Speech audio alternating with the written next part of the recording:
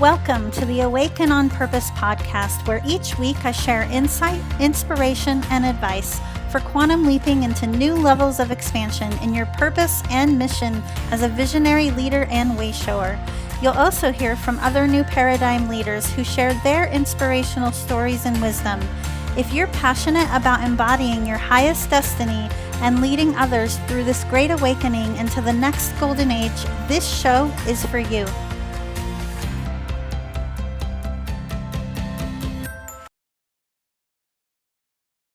Hey everyone, I'm excited to welcome as a guest to the show today, Katie Burkhart. She is the mastermind behind MatterLogic, the smart system for running a purpose-driven business, and has quickly become one of the go-to experts in the space. She's a serial entrepreneur, keynote speaker, minimalist designer, jargon slayer, and sharp communicator. She synthesizes connections that enable humans to make the most of the time they invest in their work.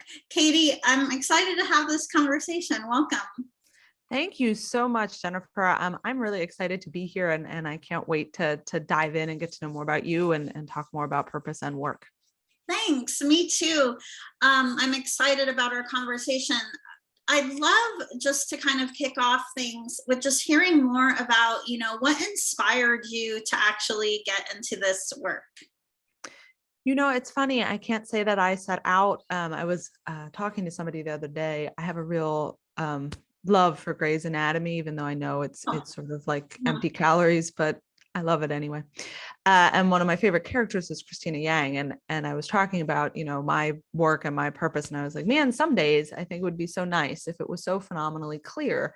She knows she wants to be the best cardiothoracic surgeon there is. The path to get there is clear, and like she's knocking it down one brick at a time.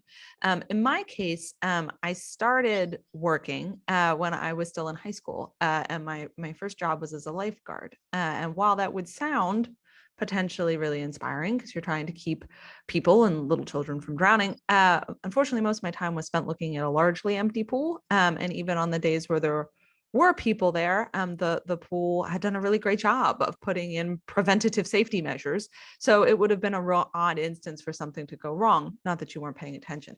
But the result was that I spent most of my time kind of sitting and waiting for time to tick by for hours and hours and hours at a shot. And what I took away from that was that's not how I wanted to spend my life. I really wanted to make sure whatever job or work I got into was going to be really exciting, was going to have me engaged, and was ultimately going to be useful, whatever that was.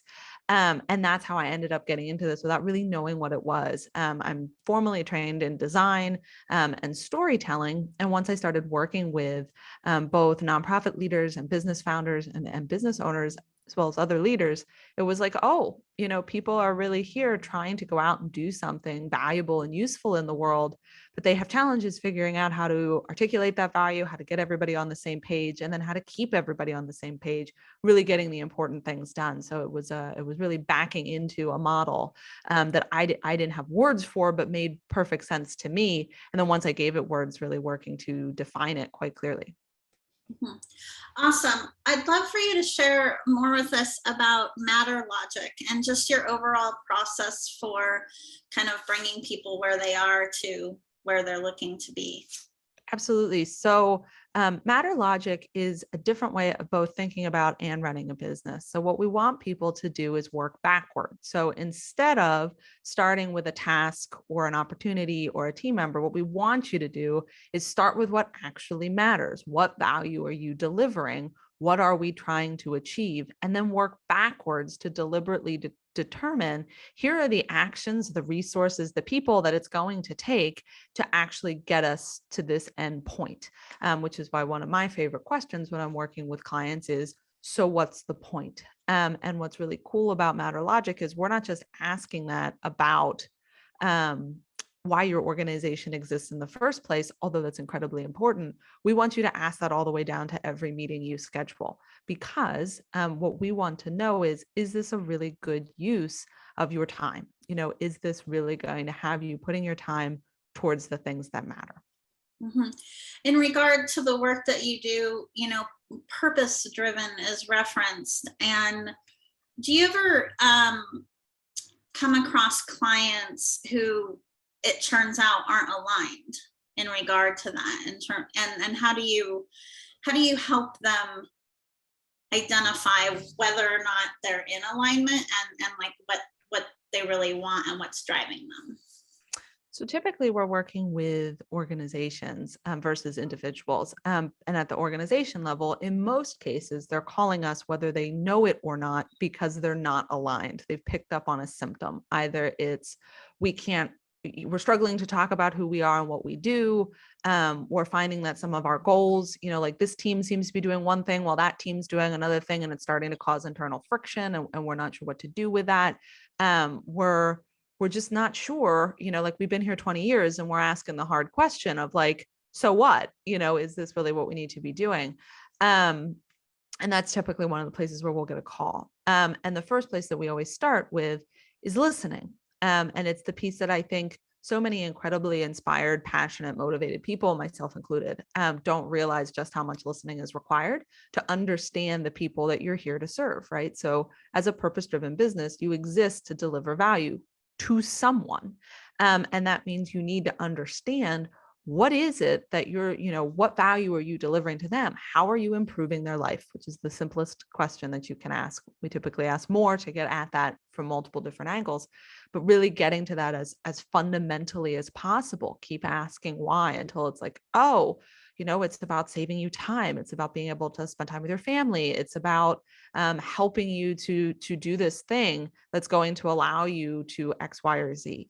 But understanding that in their language is always step number one, because in so many cases, the root cause for the misalignment is there's a gap between what we think the value is, the perceived value, and the actual value being delivered. If we're not on the same page about the value, we can't be on the same page about everything else.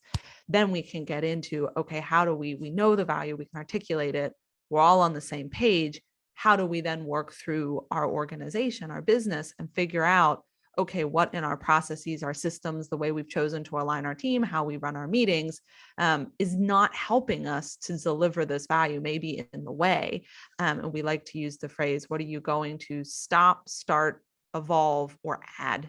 That there's a piece of things that are going to get removed. Strategy is not just about adding more new things. It's also about taking things off that aren't working. And then looking at, okay, we have some things that we could evolve, we could change how we're doing it to put us in a more aligned and more effective position.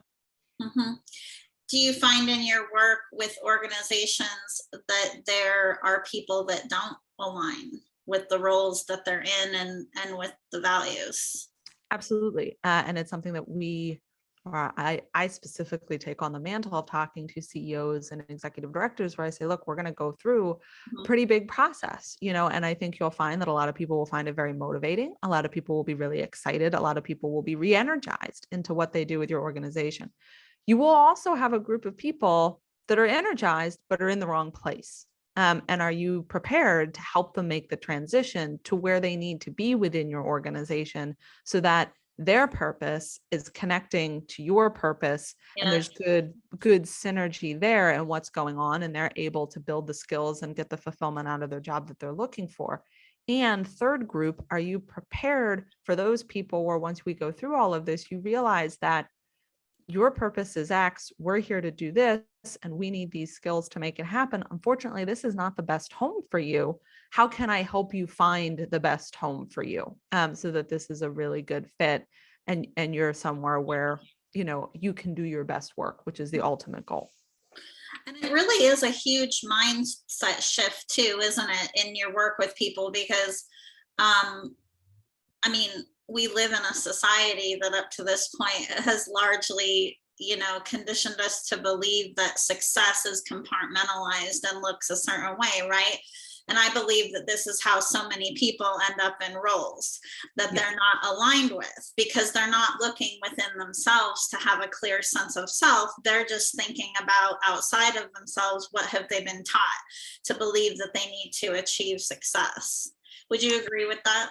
I would. And the other piece that I think is really important to consider is, now that you're seeing a greater, interest in, probably should have a purpose. I should get meaning out of my day.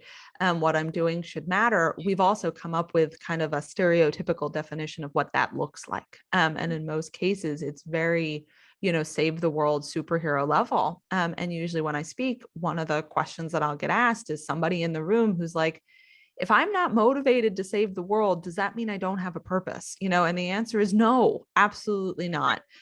Taking the time to understand, personal purpose on some levels has many more shades of gray and is more likely to flex over time than organizational purpose. Taking the time to be, as you say, self-aware of yourself, of who you are, of what you get fulfillment out of, where are your skills, where do you not have skills, what skills are you excited to learn more about and build on, what does that look like for you? I think the more clearly you can determine if you're in a good place for you or not, and really what organization wants somebody who really doesn't want to be there. I don't, I always ask my teams, like, are you excited to be here? Do you still want to be you here? like your job? Yes. Is there something I can do to help you do this better, Yes. to help you do your best work? Because that's what we're looking for. And if not, let me help you get you somewhere where you can do that thing, whatever that thing is. But having that self-awareness is really important, and figuring out a way to have that self-awareness that people don't feel like they're digging deep for something that isn't motivating to them. I like to tell people, like, I am not in the work I'm in because I really want to save the whales. I'm in it because I want to be useful and I want to help people make the most of their time, whatever that means for them. Yeah, and that's what it means for you. And I believe success and purpose is uniquely defined based upon the person's individual journey.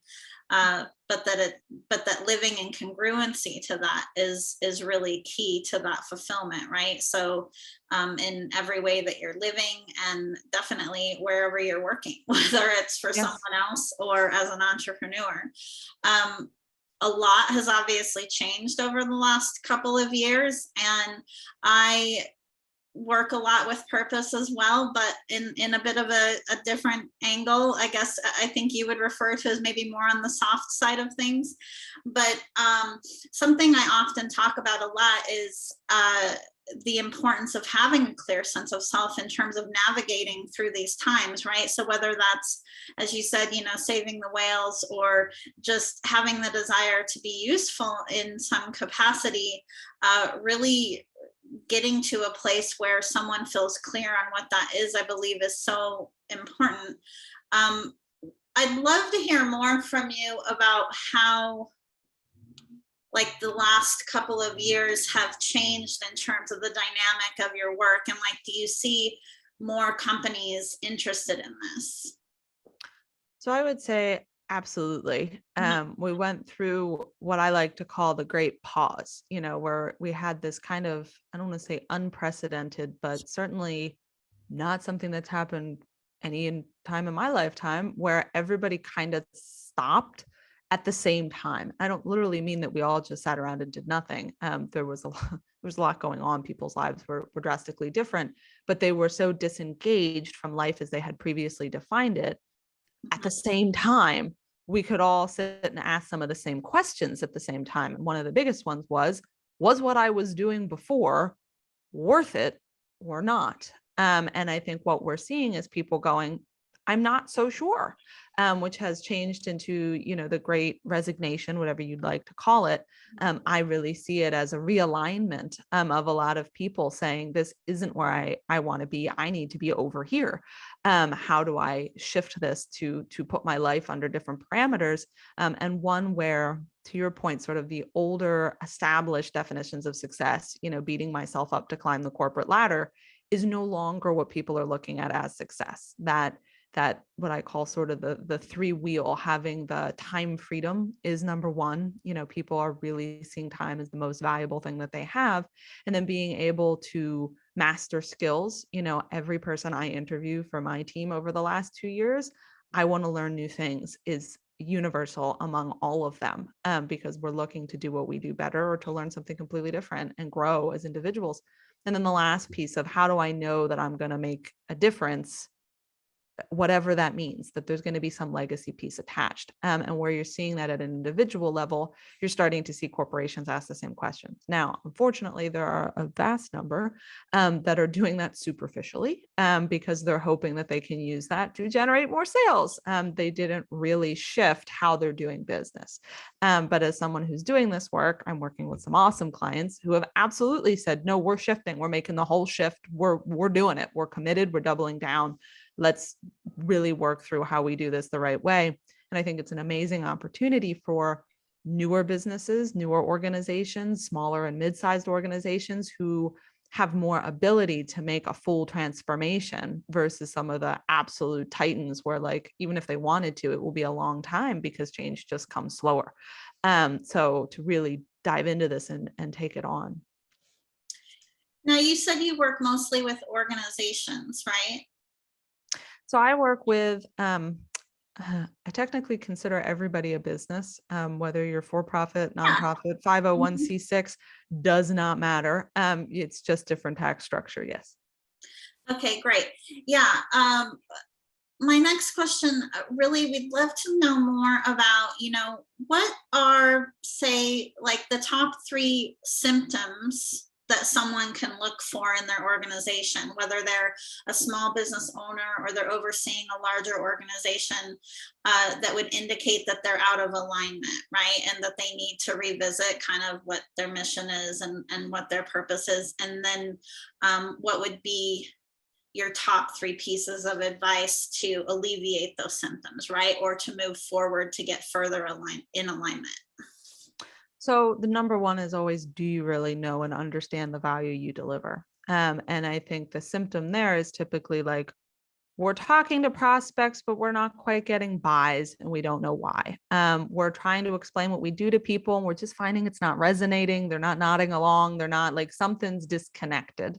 Yeah. Or we have multiple versions of the story. The sales team has their deck and then the CEO has his deck. And then, because somehow nobody has decided we're all doing the same thing. And that's usually a quick way to say, wait a minute, if we can't at least articulate it clearly, then pretty much you don't know what it is in almost all cases. And the quickest remedy to that one is to start by doing some more dynamic listening to the people you're supposed to serve, right? Like, the number one reason a startup fails is there's no product market fit. Somebody came up with an awesome something or other, but didn't bother to determine if somebody actually needed that. And we just don't have time for that noise, which leads me into symptom number 2, which is that people are asking the question, so what, a lot, like, hey, we just offered 50 Zoom meetings, for our subscribers this year.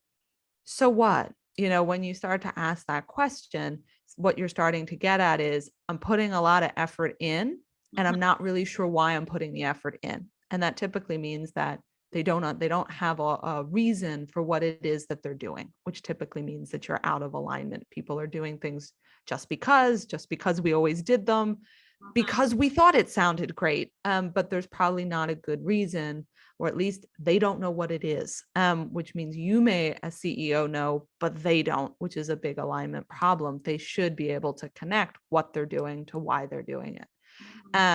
And usually the shift there is, we usually look at this open door for, can we do a plan? Can we take a look at running through your core strategy, making sure we understand the outcomes, and then let's really take a look at this organization and see, are these things helping you to deliver that value? Can we actually make a case for each of them and explain clearly, this is why we're offering this program. This is why we offer this product. This is why we did 50 webinars this year.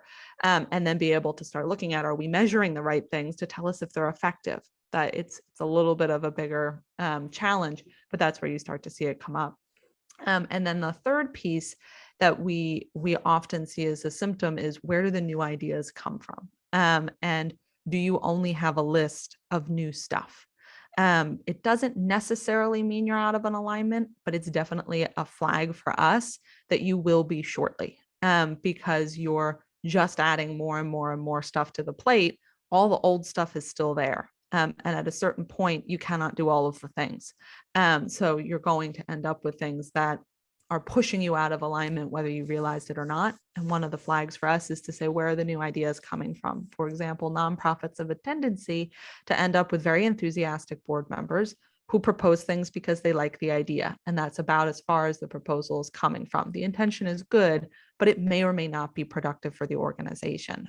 So thinking about where did the idea come from and how did we choose to execute on it can be a really key piece of whether you stay aligned or kind of just keep saying yes to everything. As a purpose-driven business, no is the word you should use more often than not. Absolutely. And it's so important to also have team members, right, who aren't afraid to communicate and speak up if they don't think that an idea is aligned. That's another mindset that traditionally has been just so prominent, like in the corporate and various company spaces, is that employees feel that because of whatever role it is that they're in, that they have to kind of stay in this bubble, and they're not often given a whole lot of ownership over having input into the organization at all levels. Absolutely. And I think you're starting to see that change in our work. One of the key areas we focus on is two separate areas that work together is decision making. How is decision making done, and really elevating that to a different level. When I say elevate, I don't mean making it something only the CEO does. I actually mean making it a culture of decision making. How do decision gets made everywhere, and how do you give people more autonomy to make the decisions they need to make, as well as the guidance they need to make a purpose-driven or purpose-aligned decision, and then having those feedback loops to make sure that you're getting that initial listening isn't the only time you listen. We want you to be listening and responding and listening and responding and listening and responding forever, because that's how you learn. Yes. And I mean, a lot of employees enjoy having more of that ownership, right? Like having more of that input. I think that does a lot for morale as well. Absolutely. People are looking for that ownership of their work. Nice. We want to Yes. know that I've got some, and I think we're seeing that really come to a head with remote working, and companies that are like, we're going to put spyware and we're going to watch every key you click, and we're going to people being like, yeah. I can't, like, that. I wouldn't even cross my mind to do that. But there are still companies that just don't quite know how to be comfortable with trusting their team, that if we all know why we're here, we know what the vision, we know where we're going, we understand the mission we're on, and we've put in really good outcomes that we're going to deliver on, that I can trust the awesome team I brought together to deliver on those things. Absolutely. Katie, just in closing, what else are you feeling guided to bring forward? Today, I would say the piece I like to leave with others is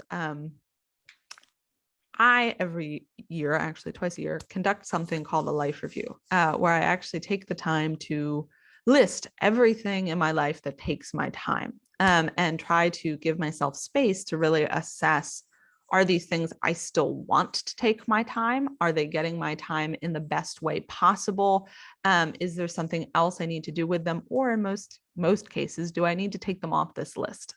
Because I can't do everything, or at the very least, I can't do everything all at the same time. And what I did this year, because my birthday is at the end of the month, end of March, and I decided to do it a little differently. And so you're going to get a blank page, and you can only write on the page what gets your hell yes, like I want this in my life. And it's something where I don't want to shift my typical process, because I think on a regular basis it's more useful, but once a year, once every other year, once every 3 years, really sitting down and forcing yourself to be like, you have to deliberately say yes. Like you have to say, I want this, to write it on the page, is a lot harder than it sounds. But it really makes you deliberate about what you're saying yes to and what's getting your time. I love that approach. I love that. I recommend, life reviews as well, like typically on a quarterly basis. I feel like right now in our current climate, there are just a lot of changes happening very rapidly.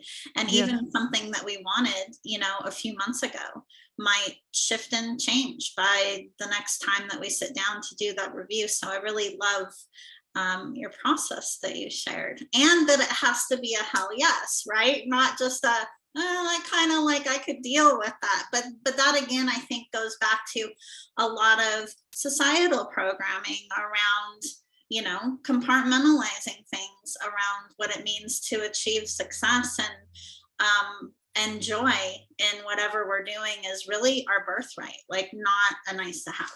Yes. Yes. You get one life. Time is the most valuable. Please invest it well. Make the most of your time here. Absolutely. Katie, if someone wants to reach out to you directly, where is the best place for them to connect?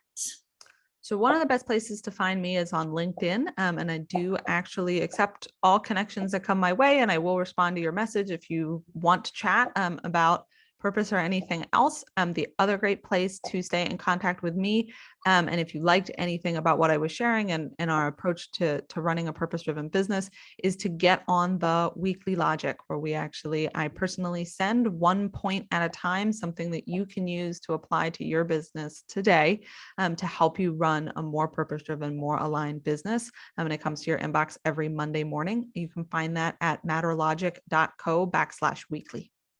I've so enjoyed having you today, and I really just want to thank you for the work that you're doing, because I really believe that, this is the future in the landscape of the workplace. Yeah. I could not agree more. Thank you so much for having me. Thank you. Thank you for listening to the Awaken on Purpose podcast. Please visit me and subscribe to the podcast on Apple Podcasts or at awakenonpurpose.com so you never miss an episode. To learn more about how you can embody new levels of expansion in your purpose and mission as a visionary leader and way shower, visit me at jenniferspore.com.